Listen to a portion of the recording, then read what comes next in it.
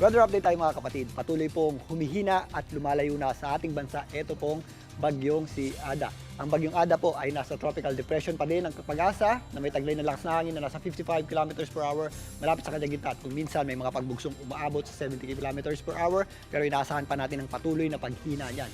Ito rin po ay napakalayo na sa ating landmass o kalupaan at huli po yung namataan ng Pag-asa sa layong 970 kilometers east o silangang bahagi ng Northern Luzon at patuloy po yung lumalayo sa ating bansa sa bilis na 25 kilometers per hour. Pero maliban sa bagyong Ada, meron pong panibagong namataang low pressure area ang Pag-asa sa labas ng ating Philippine Area of Responsibility sa layong 2,250 kilometers southeastern portion ng Mindanao. Ito po ay napakalayo naman sa anumang bahagi ng ating bansa. Ito pong bagyong Ada, inaasahan natin na lalayo pa sa ating bansa at posible rin pong malusaw maaaring bukas. At ito namang panibagong low pressure area, may pagkakataon din po yung malusaw or lumapit sa ating bansa. Parte ng ating tinatawag na Intertropical Convergence Zone at maaaring sa weekend, posible po yung magpaulan naman dito sa eastern section ng Mindanao. Pero sa ngayon, ito pong dalawang weather system na ito ay wala pong direktang epekto sa anumang bahagi ng ating bansa. Dahil po dyan, maaliwalas naman ang panahon natin sa malaking bahagi ng Visayas at Mindanao maging dito po sa Bicol Region. Pero again, posible po yung ating mga scattered o yung ating mga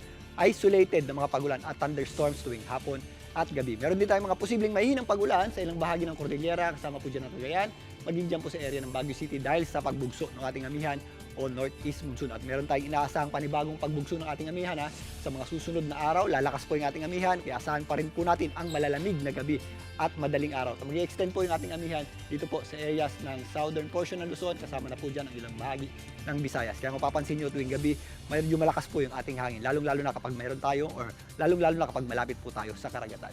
Dito naman sa Metro Manila, wala po tayong nakikitang direktang epekto ng mga binabantayan nating sama ng panahon. Magpapatuloy po ang maaliwalas sa panahon, lalong-lalo na sa umaga hanggang tanghali. Pero again, pagsapit po ng hapon, possible pa rin po yung ating mga daglian o yung mga dumadaang may hinang pag-ulan. Kaya sa mga lalabas ng bahay, ugalin pa rin po natin ang pagdadala ng payong o anumang pananggalang sa ulan.